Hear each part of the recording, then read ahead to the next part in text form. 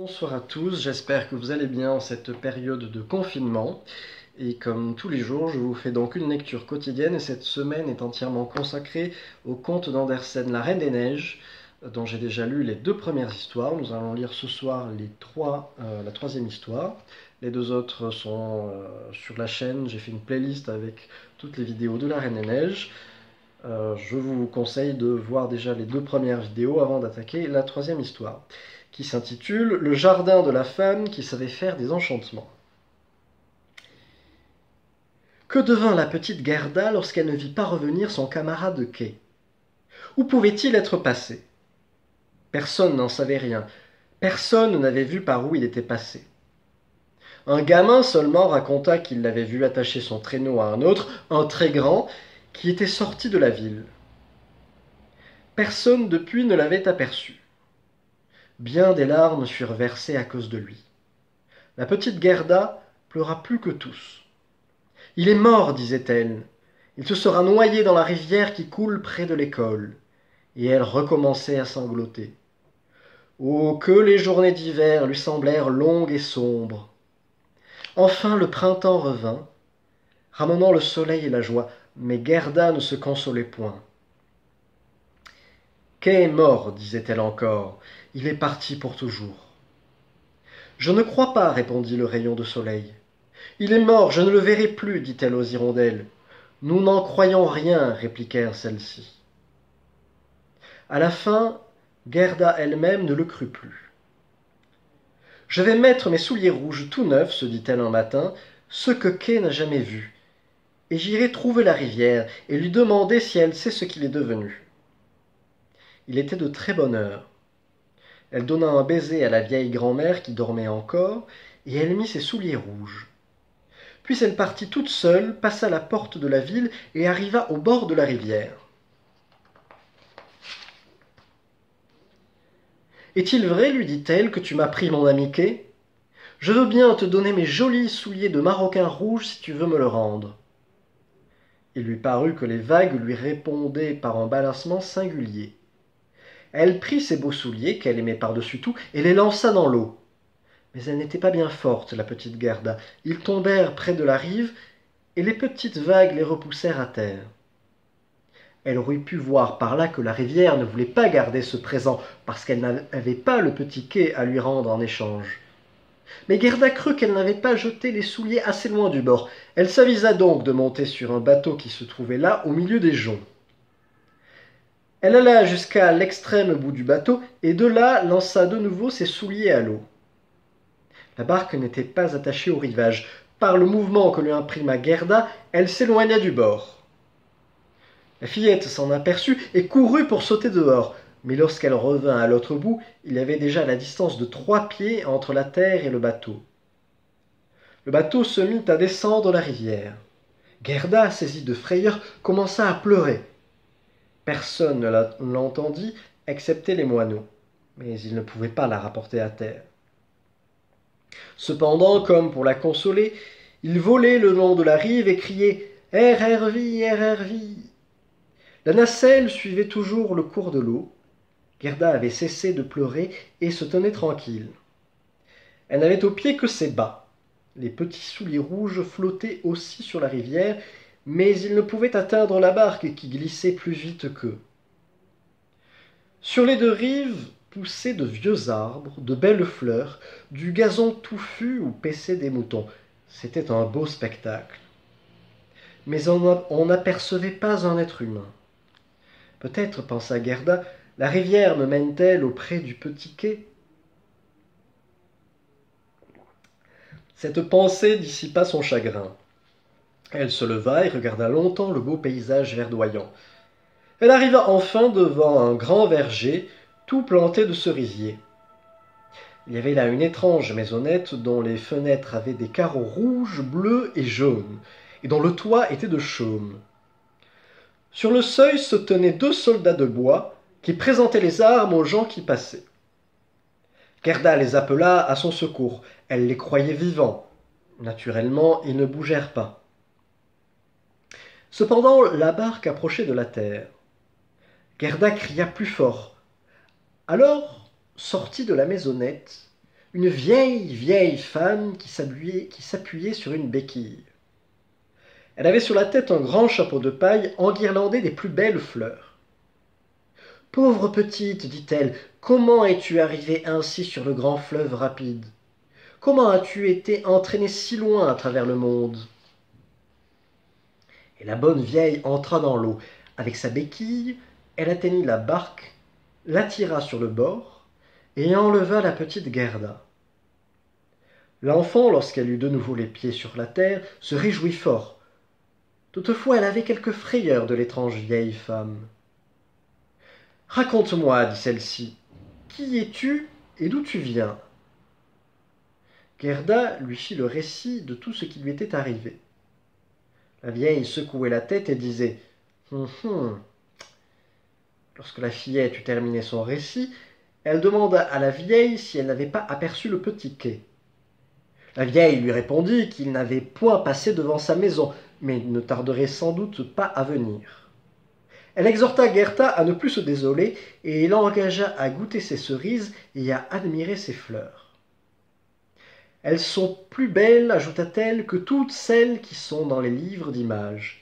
Et de plus, j'ai appris à chacune d'elles à raconter une histoire. » Elle prit l'enfant par la main et la conduisit dans la maisonnette dont elle ferma la porte. Les fenêtres étaient très élevées au-dessus du sol. Les carreaux de vitre étaient, avons-nous dit, rouges, bleus et jaunes.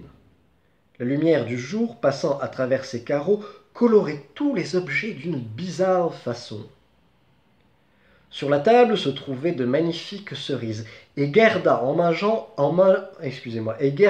mangea autant qu'elle voulut, elle en avait la permission. Pendant qu'elle mangeait les cerises, la vieille lui lissa les cheveux avec un peigne d'or et en forma de jolies boucles qui entourèrent comme d'une auréole le gentil visage de la fillette, frais minois tout rond et semblable à un bouton de rose. « J'ai longtemps désiré, dit la vieille, avoir auprès de moi une aimable enfant comme toi. Tu verras comme nous ferons bon ménage ensemble. » Pendant qu'elle peignait ainsi les cheveux de Gerda, celle-ci oubliait de plus en plus son petit ami Kay. C'est que la vieille était une magicienne, mais ce n'était pas une magicienne méchante. Elle ne faisait des enchantements que pour se distraire un peu. Elle aimait la petite Gerda et désirait la garder auprès d'elle. C'est pourquoi elle alla au jardin et toucha de sa béquille tous les rosiers. Et même ceux qui étaient pleins de vie, couverts des plus belles fleurs, disparurent sous terre. On n'en vit plus une trace. La vieille craignait que, si Gerda apercevait des roses, elle ne lui rappelasse celles qui étaient dans la caisse de la mansarde. Alors l'enfant se souviendrait de Kay, son ami, se sauverait à sa recherche. Quand elle eut pris cette précaution, elle mena la petite dans le jardin. Ce jardin était splendide. Quel parfum délicieux on y respirait. Les fleurs de toute saison y brillaient du plus vif éclat. Jamais, en effet, dans aucun livre d'images, on n'en avait pu voir de pareil. Gerda sautait de joie. Elle courut à travers les parterres jusqu'à ce que le soleil se fût couché derrière les cerisiers. La vieille la ramena alors dans la maisonnette. Elle la coucha dans un joli petit lit au coussin de soie rouge brodé de violettes. Gerda s'endormit et fit des rêves aussi beaux qu'une reine le jour de son mariage.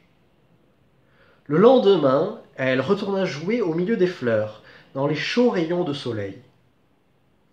Ainsi se passèrent bien des jours. Gerda connaissait maintenant toutes les fleurs du jardin. Il y en avait des centaines.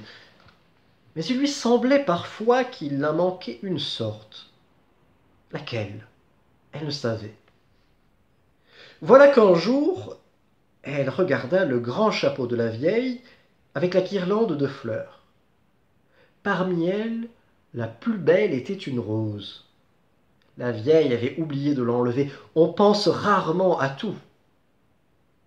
« Quoi » s'écria aussitôt Gerda. « N'y aurait-il pas de rose ici? Cherchons !» Elle se mit à parcourir tous les parterres. Elle eut beau fureter partout, elle ne trouva rien. Elle se jeta par terre en pleurant à chaudes larmes. Ses larmes tombèrent justement à l'endroit où se trouvait un de ces rosiers que la vieille avait fait rentrer sous terre. Lorsque la terre eut été arrosée de larmes, l'arbuste en surgit tout à coup, aussi magnifiquement fleuri qu'au moment où il avait disparu. À cette vue, Gerda ne se contint pas de joie. Elle baisait chacune des roses l'une après l'autre. Puis elle pensa à celle qu'elle avait laissée devant la fenêtre de sa mansarde, et alors elle se souvint du petit quai. Dieu, dit-elle, que de temps on m'a fait perdre ici, moi qui étais partie pour chercher Kay, mon compagnon. Ne savez-vous pas où il pourrait être demanda-t-elle aux roses. Croyez-vous qu'il soit mort? Non, il ne l'est pas, répondirent-elles. Nous venons de demeurer sous terre, là où sont tous les morts, et lui ne s'y trouvait pas. Merci, grand merci, dit Gerda. Elle courut vers les autres fleurs, s'arrêtant auprès de chacune, prenant dans ses mains mignonnes leur calice, elle leur demanda: Ne savez-vous pas ce qu'est devenu le petit quai? Les fleurs lui répondirent. Gerda entendit les histoires qu'elle savait raconter, mais c'étaient des rêveries. Quant au petit quai, aucune ne le connaissait. Que disait oncle Lys Rouge? Entends-tu le tambour? Boum, boum, toujours ces deux sons, toujours boum, boum. Entends-tu le chant plaintif des femmes, les prêtres qui donnent des ordres? Revêtue de son grand manteau rouge, la veuve de l'hindou est sur le bûcher. Les flammes commencent à s'élever autour d'elle et du corps de son mari. La veuve n'y fait pas attention, elle pense à celui dont les yeux jetaient une lumière plus vive que ces flammes, à celui dont les rêves avaient allumé dans son cœur un incendie plus fort que celui qui va réduire son corps en cendres. Crois-tu que la flamme de l'âme puisse périr dans les flammes du bûcher? Comment veux-tu que je le sache, dit la petite Gerda. Mon histoire est terminée, dit le lys rouge. Que raconte le liseron? Sur la pente de la montagne est suspendu un vieux donjon. Le lierre pousse par touffes épaisses autour des murs et grimpe jusqu'au balcon. Là se tient debout une jeune fille. Elle se penche au-dessus de la balustrade et regarde le long de l'étroit sentier. Quelle fleur dans ces ruines! La rose n'est pas plus fraîche et ne pend point avec plus de grâce à sa tige. La fleur du pommier n'est pas plus légère et plus aérienne. Quel doux froufrou font ses vêtements de soie. Ne vient-il donc pas? Murmura-t-elle. Est-ce de Kay dont tu parles? Demanda la petite Gerda. Non, il ne figure pas dans mon conte, répondit le liseron. Que dit la petite Perce-Neige? Entre les branches, une branche est suspendue par des cordes. C'est une escarpolette. Deux gentilles fillettes s'y balancent. Leurs vêtements sont blancs comme la neige. À leur chapeau flottent de longs rubans verts. Leur frère, qui est plus grand, fait aller l'escarpolette. Il a ses bras passés dans les cordes pour se tenir, une petite coupe dans une main, un chalumeau dans l'autre. Il souffle des bulles de savon. Et tandis que la balançoire vole, les bulles aux couleurs changeantes montent dans l'air. En voici une au bout de la paille. Elle s'agite au gré du vent. Le petit chien noir accourt et se dresse sur les pattes de derrière. Il voudrait aller aussi sur la balançoire, mais elle ne s'arrête pas. Il se fâche, il aboie. Les enfants le taquinent, et pendant ce temps, les jolies bulles crèvent et s'évanouissent. C'est gentil ce que tu racontes là, dit Gerda à la Perce-Neige. Mais pourquoi ton accent est-il si triste? Et le petit Kay, tu ne sais rien de lui non plus? La Perce-Neige reste silencieuse. Que racontent les hyacinthes? Il y avait 3 jolies sœurs habillées de gaze, l'une en rouge, l'autre en bleu, la dernière en blanc. Elles dansaient en rond à la clarté de la lune sur la rive du lac. Ce n'étaient pas des elfes, c'étaient des enfants des hommes. L'air était rempli de parfums enivrants. Les jeunes filles disparurent dans le bois. Qu'arriva-t-il? Quel malheur les frappa? Voyez cette barque qui glisse sur le lac. Elle porte 3 cercueils où les corps des jeunes filles sont enfermés. Elles sont mortes. La cloche du soir sonne le glas funèbre. Sombre Hyacinthe, interrompit Gerda, votre histoire est trop lugubre. Elle achève de m'attrister. Dites-moi, mon ami, Kay est-il mort comme vos jeunes filles? Les roses disent que non, et vous, qu'en dites-vous? Cling clang, répondirent les hyacinthes. Le glas ne sonne pas pour le petit Kay. Nous ne le connaissons pas. Nous chantons notre chanson. Nous n'en savons point d'autre. Gerda interrogea la dent de lion qu'elle voyait s'épanouir dans l'herbe verte. « Tu brilles comme un petit soleil, lui dit-elle. Sais-tu où je pourrais trouver mon camarade de jeu ?» La dent de lion brillait en effet sur le gazon. Elle entonna une chanson, mais il n'était pas question de Kay. Dans une petite cour, dit-elle, un des premiers jours du printemps, le soleil du bon Dieu dardait ses doux rayons sur les blanches murailles, au pied desquelles se montrait la première fleur jaune de l'année, reluisante comme une pièce d'or. La vieille grand-mère était assise dans un fauteuil. Sa petite fille accourut et embrassa la grand-mère. Ce n'était qu'une pauvre servante. Eh bien, son baiser valait seul plus que tous les trésors du monde, parce qu'elle y avait mis tout son cœur. Mon histoire est finie. Je n'en ai pas appris davantage. Pauvre grand-mère, soupira Gerda. Elle me cherche. Elle s'afflige à cause de moi, comme je le faisais pour le petit Kay. Mais je serai bientôt de retour, et je le ramènerai. Laissons maintenant ces fleurs, les égoïstes. Elles ne sont occupées que d'elles-mêmes. Sur ce, elle retrousse sa petite robe pour pouvoir marcher plus vite. Elle court jusqu'au bout du jardin. La porte était fermée. Mais elle pousse de toutes ses forces le verrou et le fait sortir du crampon. La porte s'ouvre et la petite se précipite, pieds nus, à travers le vaste monde. 3 fois, elle s'arrête dans sa course pour regarder en arrière. Personne ne la poursuivait. Quand elle fut bien fatiguée, elle s'assit sur une grosse pierre. Elle jeta les yeux autour d'elle et s'aperçut que l'été était passé, et qu'on était à la fin de l'automne. Dans le beau jardin, elle ne s'était pas rendue compte de la fuite du temps. Le soleil y brillait tous les jours avec le même éclat, et toutes les saisons y étaient confondues. « Que je me suis attardée, se dit-elle. Comment? Nous voici déjà en automne. Marchons vite, je n'ai plus le temps de me reposer. » Elle se leva pour reprendre sa course. Mais ses petits membres étaient raidis par la fatigue, et ses petits pieds meurtris. Le temps d'ailleurs n'était pas encourageant. Le paysage était dépourvu d'attrait. Le ciel était terne et froid. Les saules avaient encore des feuilles, mais elles étaient jaunes et tombaient l'une après l'autre. Il n'y avait plus de fruits aux arbres, excepté les prunelles qu'on y voyait encore. Elles étaient âpres et amères. La bouche, en y touchant, se contractait. Que le vaste monde avait un triste aspect, que tout y semblait gris et maussade. Voilà, c'est la fin de notre 3e histoire. J'espère qu'elle vous a plu.